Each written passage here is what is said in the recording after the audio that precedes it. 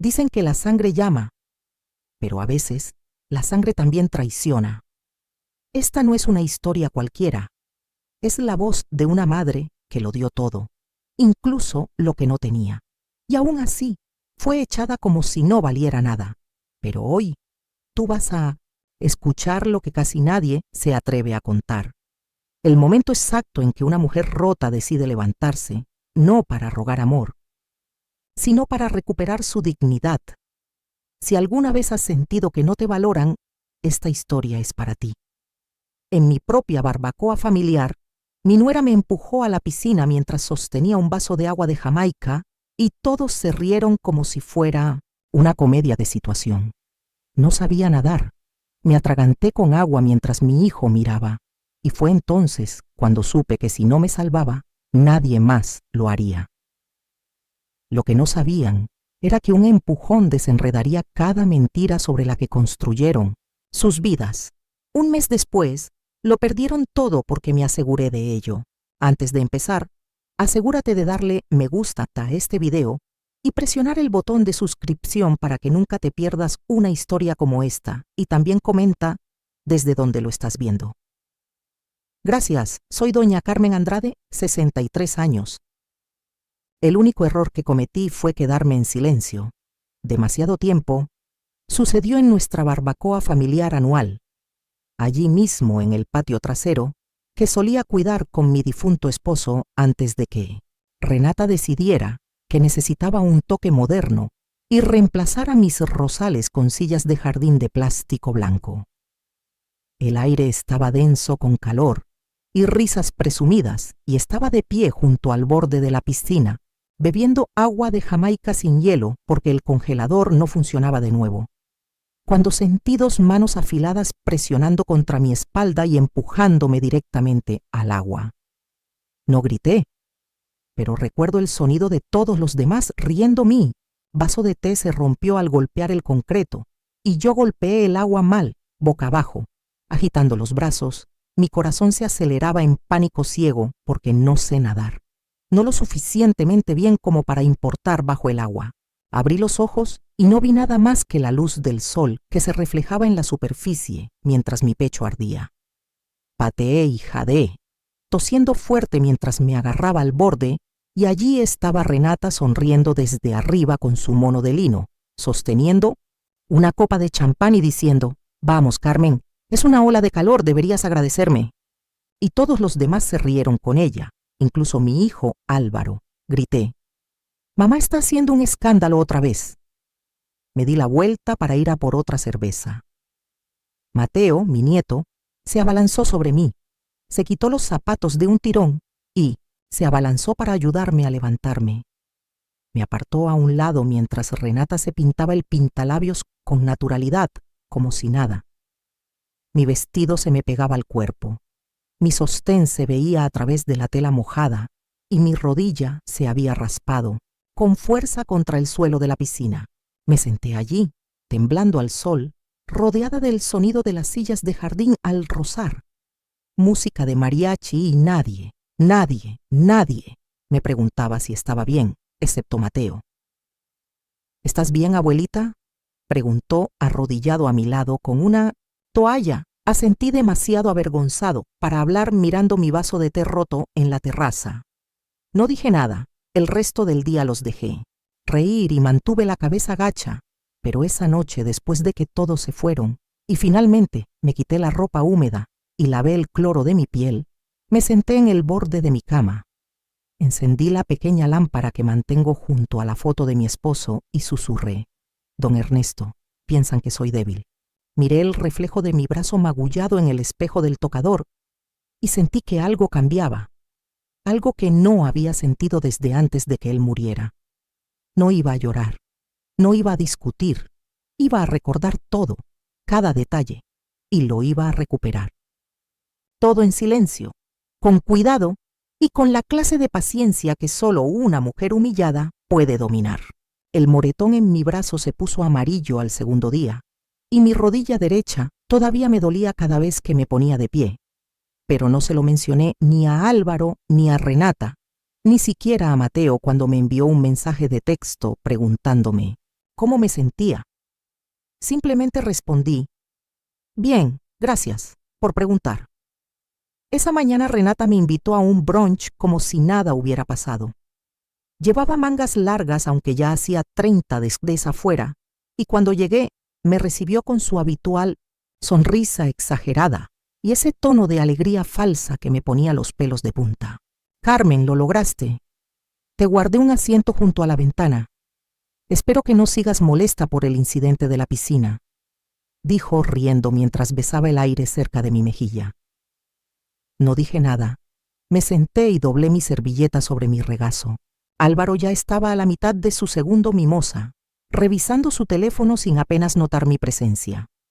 Llegó el camarero, pedí café solo y hice una tostada y traté de no estremecerme cuando Renata se inclinó para verter crema en mi taza, aunque no le había pedido. Justo cuando me entregaba la taza, accidentalmente volcó toda la taza de café caliente en mi regazo. Salté y me quedé sin aliento por el calor que quemaba a través de mis jeans, y toda la mesa se quedó en silencio por un segundo antes de que Renata estallara en risas. «Oh, Dios mío, soy tan torpe, Carmen, lo siento mucho», dijo todavía riendo, mientras me daba toques con una servilleta de papel. Álvaro finalmente levantó la vista y dijo, «Mamá, relájate, es solo café, no seas tan sensible». Y fue entonces cuando supe que estaba sola. Nadie me protegería excepto yo misma. Me disculpé, fui al baño y me senté en el cubículo. Me temblaban las manos, no por la quemadura, sino por la rabia que intentaba tragar de camino a casa. No, dije ni una palabra, pero en cuanto crucé la puerta principal la cerré con llave. Fui directo al estudio y abrí el armario que don Ernesto me había dicho, una vez que usara solo si alguna vez me sentía realmente insegura. Dentro había una carpeta desgastada con su letra en el frente para Carmen Trust. Nadie, mis manos temblaban. Cuando lo abrí, dentro había documentos que nunca había visto antes. Viejos papeles de inversión, un poder notarial notariado y una tarjeta de presentación con el nombre Laura Castañeda, garabateado junto a las palabras experto en fraude financiero. Me quedé mirando el número durante un largo rato. Luego, finalmente tomé el teléfono y marqué. Sonó 2 veces antes de que una mujer respondiera, su voz firme y baja. Laura hablando. Dudé. Mi nombre es Eleyanar Benson. Mi esposo dejó su nombre con algunos documentos. Dijo que llamara si las cosas alguna vez empeoraban. Hubo una pausa, luego dijo. Me dijo que podrías llamarme algún día. ¿Estás bien ahora? Miré la mancha húmeda en mis vaqueros, la quemadura que empezaba a ampollarme en el muslo y respondí, «Ya no». Laura dijo que podíamos vernos mañana por la mañana, que necesitábamos hablar en persona. Colgué, volví a la cocina y me serví un vaso de agua con manos temblorosas. Miré por la ventana donde Renata había instalado esa estúpida fogata moderna, justo donde don Ernesto solía plantar tulipanes, y susurré. Creen que estoy demasiado cansada para defenderme. No tengo ni idea de lo que he guardado en secreto. Metí la mano en el cajón y saqué el viejo cuaderno donde solía anotar las listas de la compra. En su lugar, empecé a escribir todo lo que Renata había hecho, fechas, horas y testigos. Ya no se trataba solo de venganza, se trataba de supervivencia. Laura me esperaba en el carro cuando salía la mañana siguiente, vestida con un cardigan gris liso y sosteniendo el expediente de don Ernesto contra el pecho como un escudo. No hizo preguntas innecesarias, solo asintió levemente mientras me deslizaba en el asiento del pasajero. Condujimos hasta una cafetería típica en el centro de Oaxaca, a unos 20 minutos, lejos en algún lugar desconocido que aprecié adentro. Nos sentamos en una mesa del fondo y le entregué la carpeta. Ella hojeó los papeles rápidamente, sus dedos firmes, sus ojos agudos. Su esposo era inteligente. Murmuró, «Esta es una configuración limpia. El problema es que alguien a veces ha estado moviendo dinero de estas cuentas usando una firma antigua que no coincide con la actual». Parpadeé. «¿Qué quieres decir?» Laura se inclinó.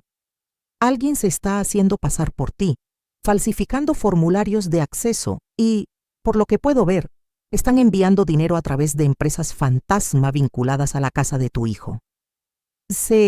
Me encogió el estómago. No quería creerlo. No era Álvaro, sino la mujer que dirigía su vida. ¿Podía creer lo que pasa si no hago nada? Le pregunté a Laura. Cerró la carpeta. Serás responsable de fraude fiscal. Perderás lo que quede y, si se hace público, podrían hacerlo pasar como si fueras tú quien ocultaba activos. Me senté entumecido y miré por la ventana esa noche. En casa, Renata organizó una fiesta, no un cumpleaños ni un evento familiar, solo una de sus habituales noches de caridad para una organización de la que nunca había oído hablar, llena de gente que no reconocí. No me invitaron. Me senté arriba y miré desde la ventana del dormitorio cómo extraños bebían cócteles bajo luces centelleantes y me paré en el mismo suelo donde solía estar el banco conmemorativo de don Ernesto. Antes de que lo moviera para hacer espacio para los proveedores, escuché su voz a través de la ventana abierta. Carmen ya no es realmente parte de la dinámica familiar, le dijo a una mujer con un vestido blanco. Estamos mirando opciones de vida asistida. Ella ha estado deslizando mi mano apretada en la cortina. Esa mujer me iba a borrar frente a todos y lo llamaría compasión. Más tarde esa noche, entré a la cocina por un vaso de agua. Renata estaba sola, enviando mensajes de texto, y no levantó la vista cuando entré. Realmente deberías descansar más, dijo sin siquiera fingir estar cálida. Estos eventos no son fáciles para alguien de tu edad. Me quedé mirándola. Ella sonrió. No amablemente, y me alejé. Al día siguiente llevé a Mateo aparte mientras Álvaro y Renata estaban fuera. Necesito preguntarte algo, le dije, entregándole una copia de uno de los documentos falsificados que Laura me había dado. Lo estudió frunciendo el ceño. Esa no es tu letra, dijo. Exactamente, respondí. Alguien quiere que me vaya, y están usando mi nombre para hacerlo. No dijo nada por un largo momento y finalmente preguntó, ¿qué quieres que haga? Lo miré a los ojos y dije, sigue observando, no confíes en nadie con una sonrisa que nunca llega a sus ojos. Esa noche abrí mi cajón y saqué la pequeña grabadora de audio que don Ernesto había usado hace años durante las llamadas de negocios. La puse en el pasillo justo afuera del comedor y esperé. En cuestión de horas, tenía a Renata grabada, riéndose con vino con un amigo sobre cómo nada es oficial hasta que la anciana se quita del camino.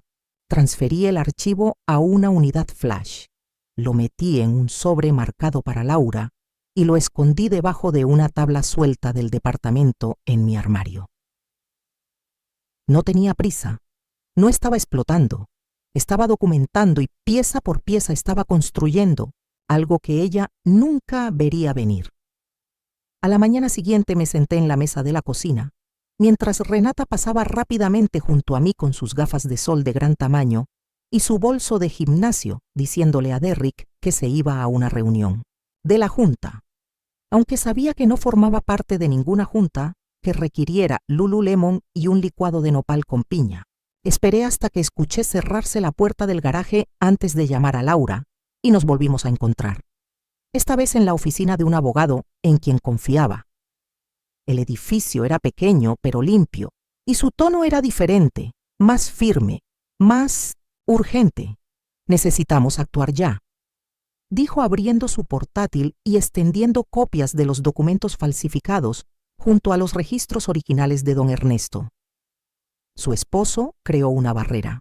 Estas cuentas estaban protegidas legalmente por capas y solo se activan si se declara a una persona con discapacidad mental o fallecimiento. Renata intenta agilizar ambas opciones legalmente. De lo contrario, no me inmuté. Solo asentí y dije, dime qué tengo que hacer. Laura explicó que el poder notarial don Ernesto dejó atrás nunca fue revocado, lo que significa que todavía tenía control total sobre varios fideicomisos inactivos que Renata no tenía idea de que existían. Si podemos reactivar esas cuentas y vincular la actividad falsificada con ella, podemos congelar su acceso y activar una investigación, dijo. Escuché atentamente con el corazón firme, los dedos firmemente apretados alrededor de mi anillo. De bodas. Y si no actúo rápido, pregunté. Entonces el IRS asumirá que eras parte del esquema. Dijo que vendrán por ti primero esa noche. Volví a casa y fui directo a mi habitación, cerré la puerta detrás de mí, saqué la caja ignífuga polvorienta donde don Ernesto guardaba nuestros documentos más personales y encontré las instrucciones escritas a mano que había dejado hace casi 15 años si alguien alguna vez intenta obligarte a salir. No discutas, activa las cuentas de respaldo y llama a Laura, confía en ella, seguí cada paso, inicié sesión en un sitio web de terminal antiguo, verifiqué mi identidad usando preguntas de seguridad. Nadie más podría adivinar el nombre de mi perro de la infancia, la antigua matrícula de don Ernesto, el nombre de la calle en la que vivimos por primera vez, y vi las cuentas inactivas parpadear para cobrar vida en la pantalla. No toqué el dinero. Solo marqué transferencias sospechosas que Laura ya había detectado y cerrado sesión. Luego volví a mi cuaderno y agregué una nueva sección cada notificación bancaria que Renata había reenviado al teléfono de Dererick, cada recibo que la vi destruir, cada extracto que había afirmado que era un error. Lo escribí todo mientras tanto Renata actuaba como si nada estuviera cambiando. Se pasaba los días descansando junto a la piscina. Casi me ahoga, recibiendo llamadas en altavoz donde podía escucharla, hablando de limpiar la propiedad y lanzando comentarios sarcásticos. Sobre principios comenzó una confusión al alcance del oído, pero no dije nada en cambio. Me reuní con Laura una última vez y le di la unidad flash que contenía el audio de la grabadora del pasillo. Laura escuchó, lo pausó a la mitad y dijo: «Esto es más que suficiente para activar un caso preliminar. Solo necesitas mantenerte firme». Salí de la reunión con los hombros rectos por primera vez en meses. Pero cuando regresé por la puerta esa noche, vi a Renata esperando en la isla de la cocina, con una copita de vino barato en la mano y esa sonrisa pulida fija en su rostro. «Has estado fuera mucho últimamente», dijo con voz clara y ojos afilados. «¿Te sientes inquieto?» Le devolví la sonrisa con la misma cortesía. «En realidad no. Nunca me he sentido más concentrado». Me serví un poco de agua y no parpadeé. Cuando dijo: «Tal vez deberíamos hablar sobre tu mudanza a un centro de atención, algo más pequeño, más fácil y tranquilo». «Ya has hecho suficiente».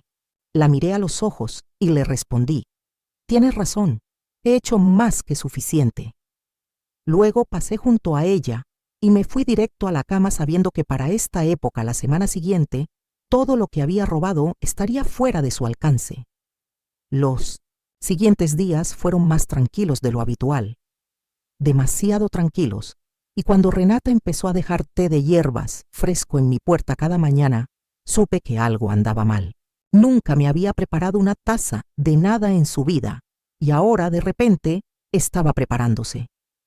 Mi mezcla de menta favorita, llamándola una ofrenda de paz la primera vez que la tiré por el desagüe. La segunda vez la recogí en un frasco sellado y lo etiqueté con la fecha. No estaba paranoico, fui cauteloso. Eso es lo que aprendes cuando alguien ha estado dando vueltas en tu vida con sonrisas falsas y venenos amables. Laura me había dicho que estuviera listo, que cuando las personas, como Renata, sienten que se les escapa el control, se vuelven peligrosas. Y eso es exactamente lo que estaba sucediendo una noche. Fingí estar dormido y dejé la puerta del pasillo ligeramente agrietada, la grabadora de audio escondida, justo fuera de la vista, alrededor de las 12:00 am. Escuché el pomo de la puerta girar, pies suaves entrando y luego el sonido inconfundible de Renata parada sobre mí respirando. Ella no dijo nada esta vez. Solo se quedó allí por un minuto completo antes de salir nuevamente. Eso fue suficiente. Le envié la grabación a Laura a la mañana siguiente con el mensaje: «Está escalando». Para.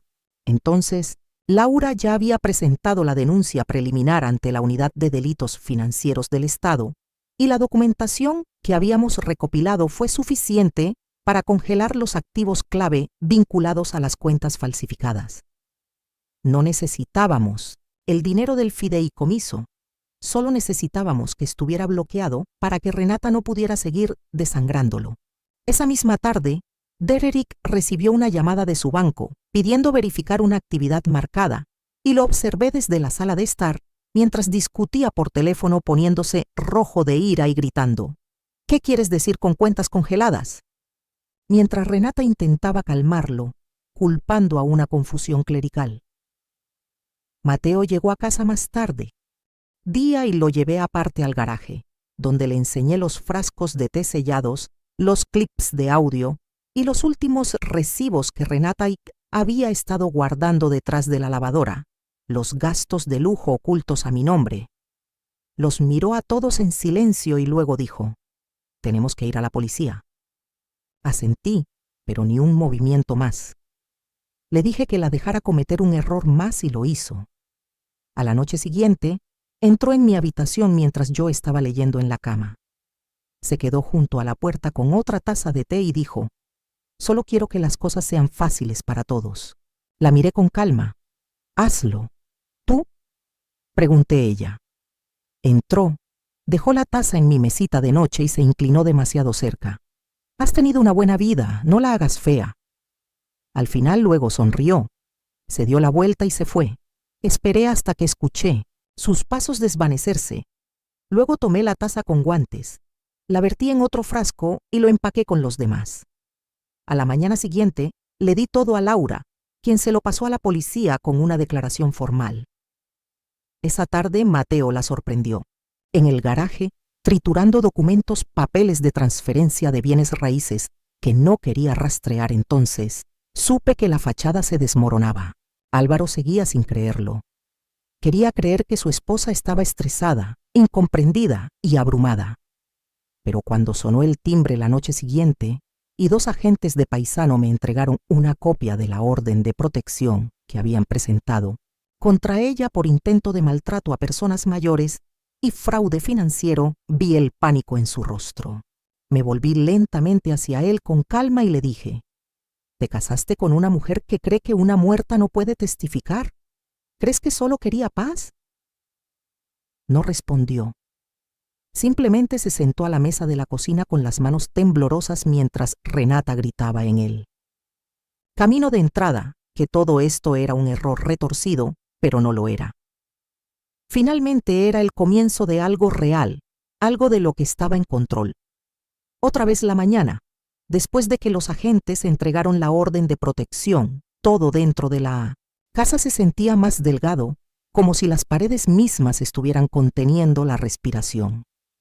Derek apenas me habló.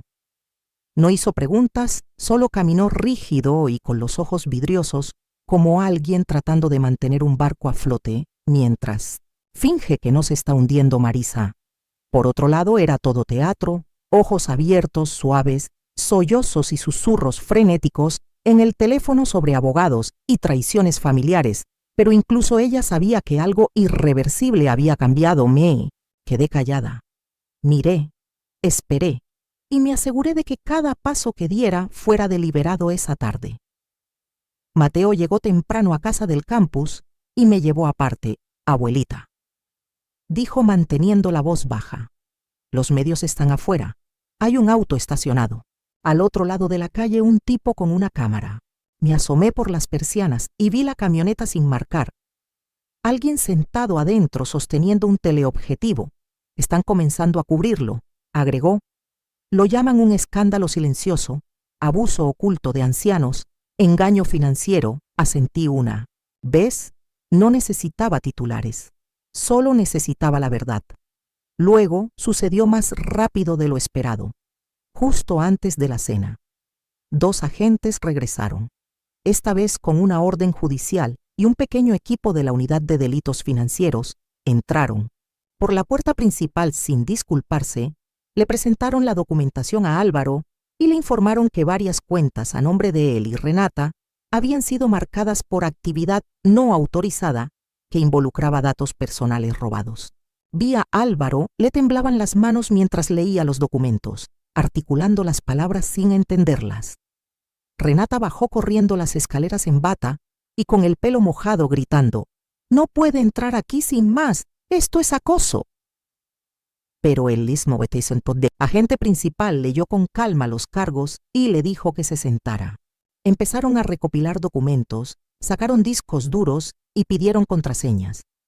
Renata se giró hacia Álvaro con los ojos muy abiertos y le espetó: «Di algo, haz algo».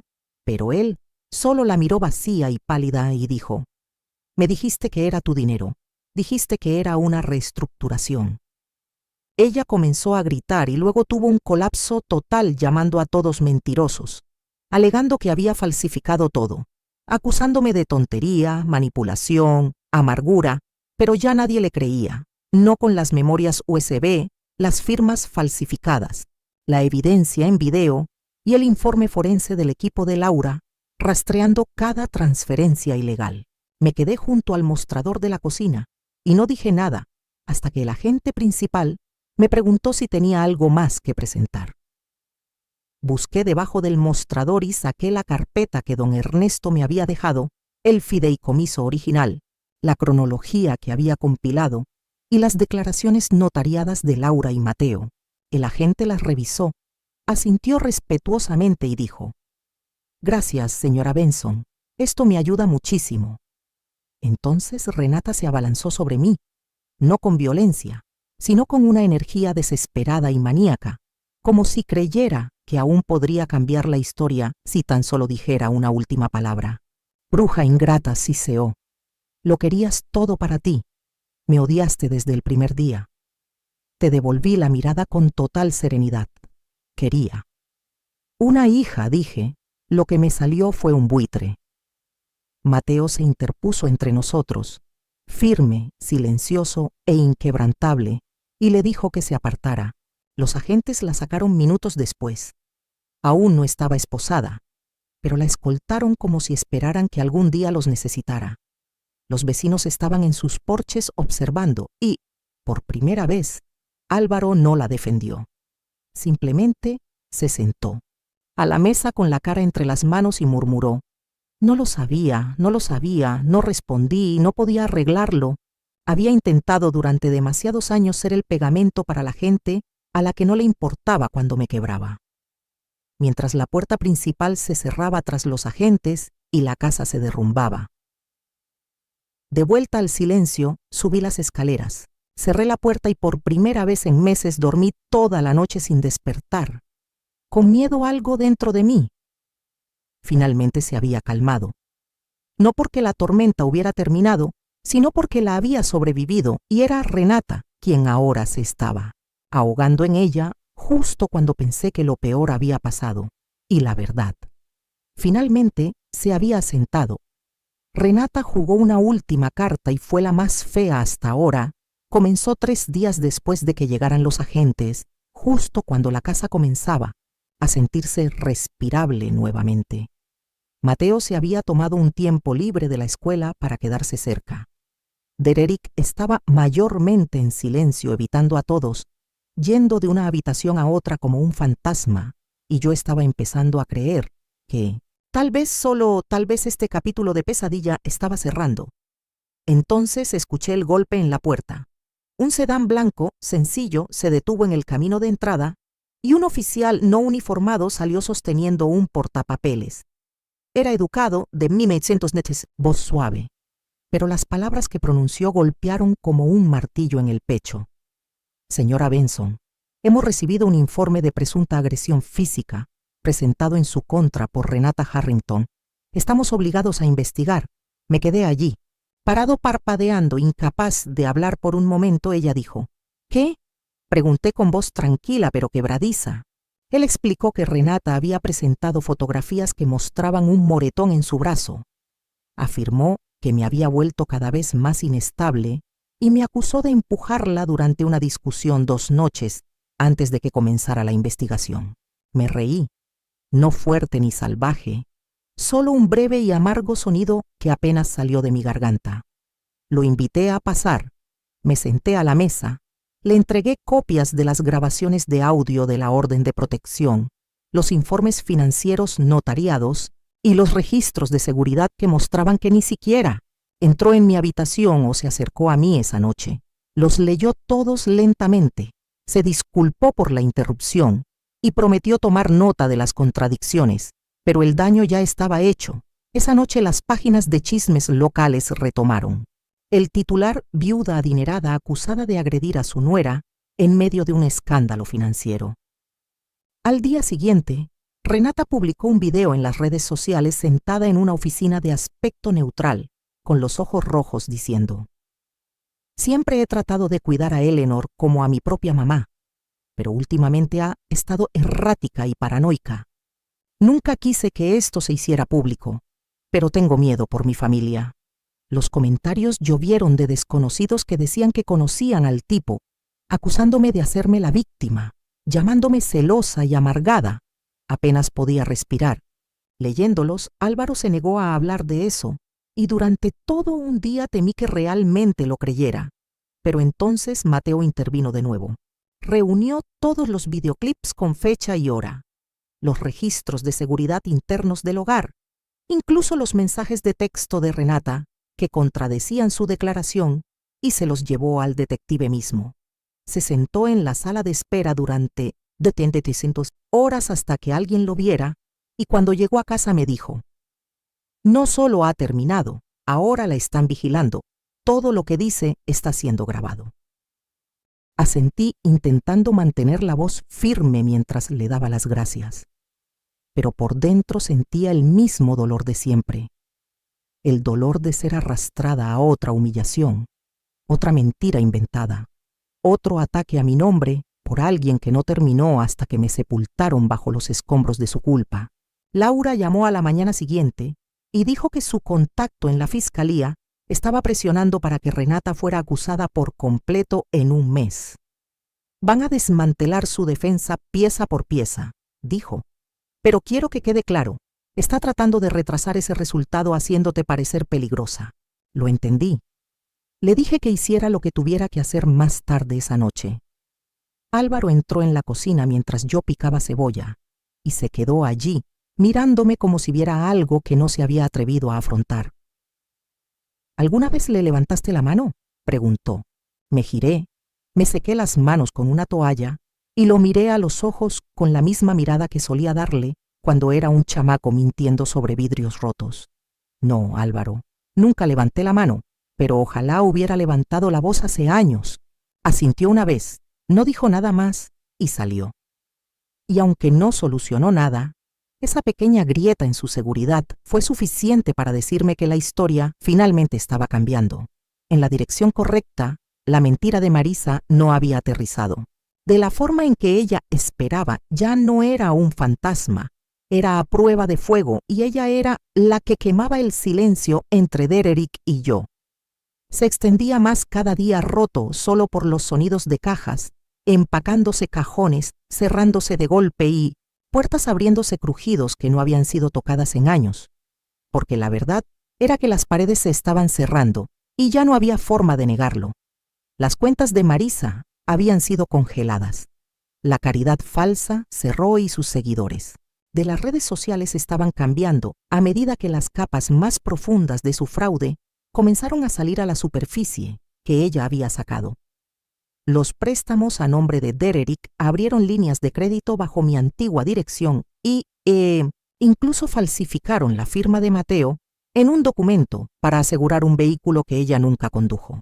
La casa en la que había invertido décadas de mi vida ya no era suya para decorarla o destruirla. El aviso de ejecución hipotecaria llegó por correo certificado y, aunque no disfruté viendo a mi hijo desmoronarse pieza por pieza, no moví un dedo para detenerlo cuando llegaron los de la mudanza.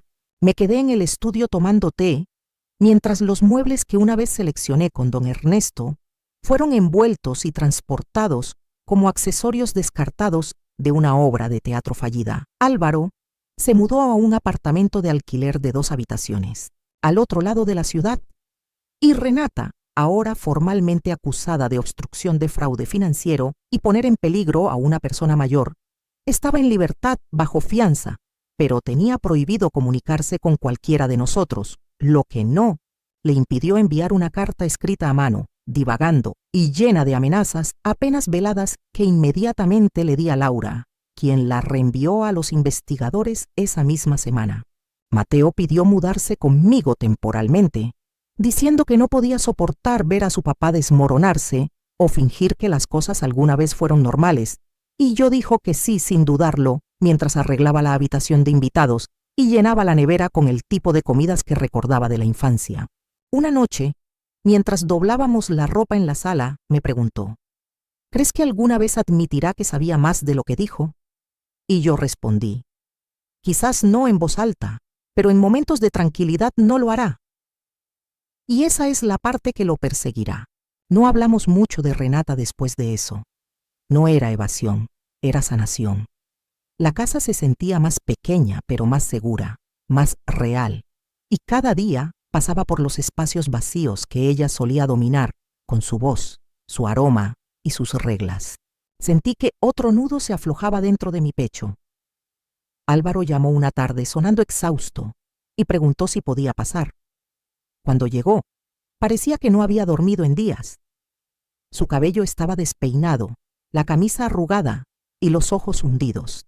Se sentó en la mesa frente a mí, respiró hondo y dijo: no espero perdón, pero quiero decir que lo siento. Vi cosas y las dejé pasar. Debí haber dicho algo el día que te empujó a esa piscina. Escuché sin interrumpir y cuando terminó asentí lentamente y dije: nunca necesité una disculpa, Álvaro. Necesitaba un testigo. Alguien que dijera que sucedió. Alguien que no fingiera que era una broma. Bajó la mirada y vi algo en él. Romper algo frágil y largamente esperado. No nos abrazamos. No lloramos. Se fue unos minutos después en silencio, como alguien que se aleja de una tumba. No estaba amargada. Solo sabía el costo de fingir que las cosas estaban bien cuando estaban bien. No lo eran y ya no lo pagaba. A la mañana siguiente me quedé afuera, con una taza de café viendo el amanecer, desde el mismo porche que Renata dijo.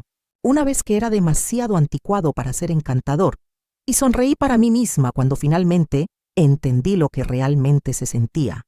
La libertad, no ruidosa, no cinematográfica, solo tranquila y ganada. Después de la visita de Álvaro, algo dentro de mí se calmó. No porque las cosas se hubieran arreglado, sino porque finalmente ya no quedaba nada que fingir. Y cuando dejas de fingir, comienzas a respirar diferente. Mateo comenzó a pasar más tiempo por las tardes sentado con yo en el porche, haciendo preguntas en voz baja sobre mi vida antes de todo esto, antes de la piscina, antes de Renata, antes de que la casa se convirtiera en algo que todos teníamos que sobrevivir. Una noche me preguntó: ¿alguna vez pensaste en irte cuando ella llegó? Y le dije la verdad, que lo había hecho muchas veces, pero no se trataba solo de empacar. Se trataba de perder una parte de tu hijo al verlo moldearse por alguien, que parecía dulce en público y cortante como una navaja en privado, y cómo la idea de perderlo por completo me mantenía. Me quedé clavado hasta que no reconocí mi propia voz. Él asintió sin juzgar, solo entendiendo de esa manera tranquila que tenía, y luego pidió ver más de mis viejos álbumes de fotos. Nos quedamos despiertos hasta tarde hojeándolos y en mí nos sentí en algún lugar entre páginas de cumpleaños, árboles de Navidad y vacaciones descoloridas, encontré un viejo mensaje de voz en mi teléfono de respaldo, del tipo que guardaba en el cajón con números de emergencia y cupones vencidos. Lo escuché en voz alta y allí estaba la voz áspera y firme de don Ernesto, que se fue hace años antes de que uno de sus viajes diciendo: Carmen, sé que vivirás más que el resto de nosotros y cuando lo hagas no dejes que te saquen de tu propia vida, no seas la que siempre perdona y siempre desaparece. Lucha si tienes que hacerlo. Simplemente no dejes que olviden quién eres. Luke se quedó completamente quieto cuando terminó el mensaje y luego me miró como si estuviera viendo algo nuevo que sabía que dijo en voz baja. Incluso entonces asentí demasiado ahogado para hablar al día siguiente. Fuimos en carro al Centro Comunitario de Veteranos de Guadalajara, donde don Ernesto solía ser voluntario cada 2 jueves. Y les entregué una donación silenciosa, una de las primeras cosas que hice con los fondos desbloqueados, ahora seguros a mi nombre.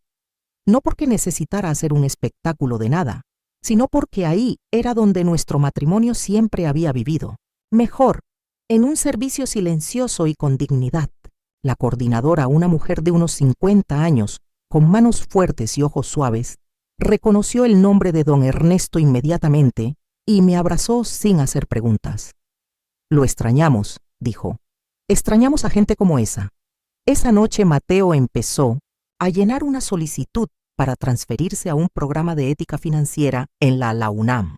Dijo que quería hacer algo útil, algo honesto, y me preguntó si podía ayudarlo a prepararse. Le dije, sí, por supuesto. Mientras leía el borrador de su declaración, sonreí al ver en él tanto de su abuelito. Firme, justo, reflexivo. Ya no necesitaba el dinero, ni los titulares, ni la venganza. Lo que necesitaba estaba justo frente a mí. Alguien que no me hubiera olvidado. Mientras limpiaba el último cajón de mi habitación, tirando bolígrafos viejos, calcetines desparejados y ropa arrugada, recibos, encontré un último artículo que no había tocado en más de una década. Un sobre sellado, etiquetado, solo. Si te pierdes, lo abrí lentamente, y adentro había una sola página escrita por la mano de don Ernesto. Nada de lenguaje legal. Sin números, solo una lista de todas las formas en que me vio. Como fuerte en la parte inferior escribió: cuando intenten borrarte, escribe más fuerte, no eres reemplazable. Doblé la carta, la volví a colocar en el sobre y la guardé en el cajón, al lado de mi cama, no para protegerme esta vez, sino como recordatorio. No me quedé callados porque fuera débil, me quedé callado porque estaba guardando mi voz para cuando más importara. Y ahora finalmente lo hizo un año después. En una ventosa tarde de domingo, que ya no se sentía pesada con nada, organicé una pequeña reunión en el patio trasero de mi nuevo hogar. Un lugar modesto con ventanas con rejas coloniales y un jardín que en realidad me atendí. Nada grandioso, pero exactamente lo suficiente. Y ese día puse sillas plegables, un mantel, a cuadros y horneé el mismo pastel de durazno del que don Ernesto solía presumir en cada convivio parroquial en la iglesia del barrio. Mateo llegó temprano con platos de papel y su computadora portátil ansiosa por mostrarme su primera A en ética financiera, y organizamos todo juntos como en los viejos tiempos, sin tensión, sin máscaras. Derek llegó más tarde, tranquilo y sobrio, sosteniendo una pequeña caja de madera llena de fotos antiguas que había encontrado mientras limpiaba el almacenamiento. Fotos de mi boda de él cuando era chamaco, sentado en el regazo de don Ernesto, y una que no había visto en años de los tres sonriendo bajo el roble en el jardín, que Renata una vez llamó una monstruosidad. No pidió perdón. No directamente, pero no lo necesitó a veces la presencia de un hombre. Después de que la verdad golpea, es suficiente disculpa. Y él se quedó allí. No había música, solo risas, algunos tintineos de vasos de limonada y el sonido de mi campanilla de viento bailando sobre el patio, cuando todos habían comido y el sol estaba empezando a ocultarse. Mateo se puso de pie y golpeó su vaso con una cuchara, aclarándose la garganta. «Quiero decir algo», dijo mirándome con esa misma mirada firme que su abuelito solía usar. A mi abuelita, que no solo sobrevivió al infierno, lo desarmó página por página y construyó algo mejor de las cenizas. Me enseñaste que tranquilo no significa, débil significa mírame la mesa. Aplaudió suave, pero plena. Y me puse de pie lentamente con el corazón lleno y tranquilo. Luego levanté mi copa. Pensaron que era fácil de borrar, dije. Mi voz clara, pero algunos de nosotros escribimos el final. Nosotros mismos nadie necesitaba más.